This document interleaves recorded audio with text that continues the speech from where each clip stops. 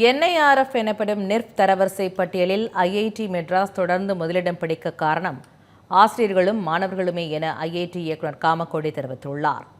இது தொடர்பாக அவருடன் செய்தியாளர் பாவேந்தர் நடத்திய கலந்துரையாடலை பார்க்கலாம். தமிழ் ஜனம் நேயர்களுக்கு வணக்கம். தமிழகமே பெருமைப்படக்கூடிய விஷயம் சமீபத்தில் நடந்துச்சு. என்னன்னா, மெட்ராஸ் IIT தொடர்ந்து பொறியியல் படிப்புகளில் 10 ஆண்டுகளாகவும் ஒட்டுமொத்தமாக 7 ஆண்டுகளாக முதல் இடத்துல இருந்துகிட்டு இருக்கு. இது ரொம்ப பெருமைப்படக்கூடிய ஒரு விஷயமாக இருக்கு. இது எப்படி சாத்தியமாச்சு அப்படின்றத மெட்ராஸ் IIT இயக்குனர் காமக்கோடி சார் நம்மோடு இணைஞ்சிருக்காரு. அவர்கிட்ட கேட்டு பெறலாம். சார் வணக்கம். வணக்கம். தொடர்ந்து ரேஸில் ஃபர்ஸ்ட் வந்துகிட்டே இருக்கீங்க. இது எப்படி சாத்தியமாச்சு? நாங்கள் எல்லாம் ஒன்றுபட்டால் உண்டு வாழ்வு. எல்லாரும் ஒற்றுமையாக கொஹசிவாக கோஆர்டினேட்டடாக ஃபோக்கஸ்டாக வேலை செய்கிறோம். ஸ்டாஃபு, ஸ்டூடெண்ட்ஸு, அலுமினை, faculty, industry partners, funding agencies, governments, குறிப்பாக நம்ம மினிஸ்ட்ரி ஆஃப் எஜுகேஷன் எல்லாரும் சேர்ந்து வேலை செய்கிறதுனால ஒரு நல்ல பொசிஷனை நம்ம அரைவ் பண்ணியிருக்கோம். சர்வதேச அளவில் மெட்ராஸ் IIT பார்த்தீங்கன்னா 180வது இடத்துல இருக்குது. இப்போ இந்தியா அளவில் முதல் இடத்துல இருக்கும். இதுக்கு ரெண்டுத்துக்குள்ள வித்தியாசம் என்னன்னு கொஞ்சம் விளக்குனீங்கன்னா. நேற்றுக்கு இப்போ பர்செப்ஷன் நேற்றுக்கு கூட அங்கே டிஸ்கஸ் பண்ணியிருந்தாங்க மீட்டிங்கில். அது மினிஸ்டர் கூட அதில் பர்செப்ஷன் 40%. அது அவுட் ஆஃப் சிலபஸ் என்னை பொறுத்தவரையில். தமிழ்நாட்டை பற்றி என்ன நினைக்கிறாங்க, சென்னையை பற்றி என்ன நினைக்கிறாங்க, IIT மெட்ராஸை பற்றி நினைக்கிறாங்க.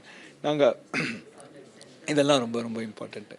ஸோ அதனால தான் அந்த ரேங்கிங்கில் நமக்கு பர்செப்ஷனில் தான் நம்ம நிறையா குறையிறோம். ப்ளஸ் ஆனால் சில இதெல்லாம் இன்னும் கொஞ்சம் ரிசர்ச்லேயும் நிறையா இம்ப்ரூவ்மெண்ட் பண்ணிக்கலாம். சஸ்டைனபிலிட்டி இது மாதிரி பல பேராமீட்டர்ஸ்லையும் இம்ப்ரூவ் பண்ணுறதுக்கு நிறையா ஸ்கோப் இருக்குது. இதுலேயும் இம்ப்ரூவ் பண்ண ஸ்கோப் இருக்குது. இப்போ நீங்கள் பார்த்தீங்கன்னா சில இதில் 60 இருக்கும், 100 இருக்குது. அது இன்னும் 70, 80 ஏறுறதுக்கு நிறையா ஸ்கோப் இருக்குது. மெடிக்கல் கோர்சஸ் டெக்னாலஜி ஓரியன்டாக பண்ணி அதில் நிறையா நம்ம டிவைசஸ் பண்ணி நிறையா ட்ரீட்மெண்ட் ப்ராசஸை டெக்னிக்கலாக ஓரியன்ட் பண்ணி சிலதெல்லாம் கொண்டு வர ஆரம்பித்தாதான் நமக்கு அடுத்த லெவலுக்கு போகிறதுக்கு முடியுங்கிறது என்னோட ஒரு ஆழ்ந்த கருத்து. தொடர்ந்து முதல் இடத்துல இருக்கிறதுக்கு IIT மெட்ராஸ் இன்னும் என்னென்னலாம் தன்னை தயார்படுத்திக்கிட்டு இருக்குது? இப்போ 3 ஒன்று இன்னோவேஷன், ஆண்டர்ப்ரனர்ஷிப், நிறையா ஸ்டார்ட் அப்ஸ், நிறையா பேட்டன்ஸ், அது இன்னும் நாங்கள் இன்க்ரீஸ் பண்ணிகிட்டே போகணும்.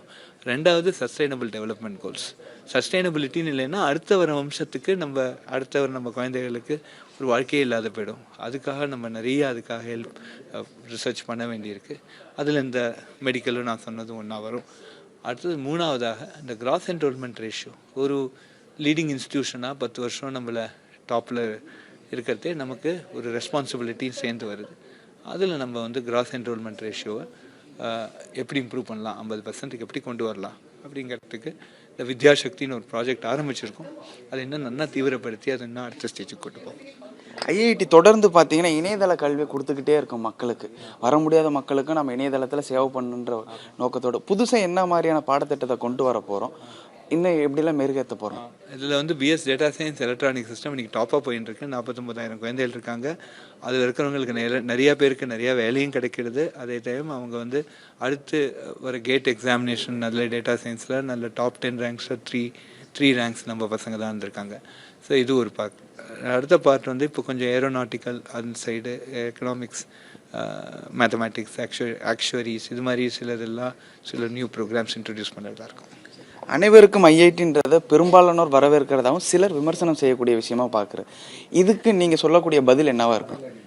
நாங்கள் IITயில் ஒரு குவாலிட்டி எஜுகேஷன் கொடுக்குறோம். யாராக இருந்தாலும் சரி, அது ஆன்லைன் எஜுகேஷனாக இருந்தாலும் சரி, NPTEL சுயமாக இருந்தாலும் சரி, நாங்கள் எஜுகேஷன் பொறுத்தவரையில், அதோட எவாலுவேஷன் பொறுத்தவரையில் நாங்கள் அதே ஸ்ட்ரிக்ட்டு, அதே ஹார்ட் ஒர்க் தேவைப்படும்.